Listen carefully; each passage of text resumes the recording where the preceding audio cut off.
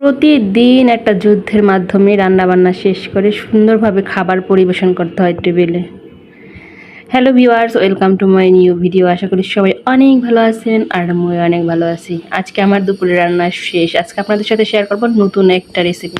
আমার কখনোই শাকসবজি পছন্দ ছিল না, কিন্তু এখন কপাল গুনে প্রতিদিন একটা শাকসবজির আইটেম খাবার টেবিলে রাখতে হয়।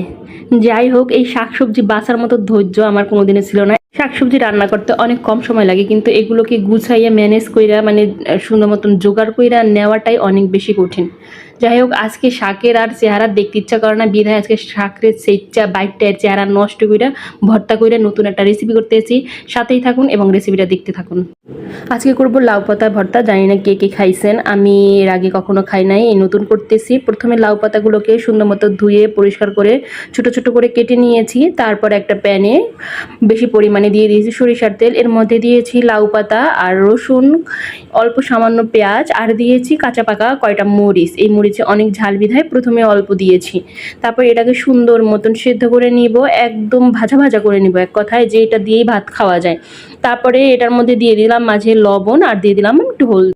শাকসবজিটাকে একটু সময় নিয়ে বেছে ধুয়ে তারপরে রাখতে হয়। আর এই যে বাটাবাটি, এইটা আমার কোনোদিনও পছন্দ না, কিন্তু এই ভর্তা ভাজিতে একটু বাটাবাটি না হইলে স্বাদটা রিয়াল পাওয়া যায় না, তাই কষ্ট হলেও করতে হয়, কিছু করার থাকে না। যাই হোক, এভাবে আমার বাটাবাটিটা শেষ পর্যায়ে প্রায় চলে আসছে। তারপরে এখানে আমি নিয়ে নেব একটা নাগা বোম্বাই মরিচ। লাস্ট পর্যায়ে এই বোম্বাই মরিচটার ফ্লেভারটা এত ফাইন ছিল যে খাবারের স্বাদ দ্বিগুণ বাড়াই দিছে। এখানে এই বোম্বাই মরিচটাকে সুন্দর মতো বেটে তারপরে আমি যে ভর্তাটা করেছিলাম এই ভর্তার সাথে সুন্দরভাবে মিক্স করে নিলাম। মিক্স করার পরে এখানে দিয়ে দেব একটু সরিষার তেল। আসলে শাকের মধ্যে যে প্রোটিন থাকে, এই প্রোটিনটা একটু বেশি পরিমাণে তেল দিয়ে ভাজি করলে বা একটু তেল যদি মিক্স করা হয় তাহলে প্রোটিনটা পুরোপুরি পাওয়া যায়। তারপরে নাগা বোম্বাইয়ের সাথে সরিষার তেল এবং ভর্তাটাকে সুন্দরভাবে মিক্স করে আমার রেডি হয়ে গেছে লাউ পাতার একদম নাগা বোম্বাই ভর্তা। আমি আগে কখনোই খাই নাই, কিন্তু আসলে লাউ পাতা ভর্তা এত মজা লাগে। শুধু শুনেছি যে লাউ পাতা ভর্তা খায় বা লাউ পাতা ভর্তা মজা লাগে, বাট আজকে নিজের হাতে করেছি আর এত মজা ছিল কিছু ভাষায় বোঝাইতে পারবো না।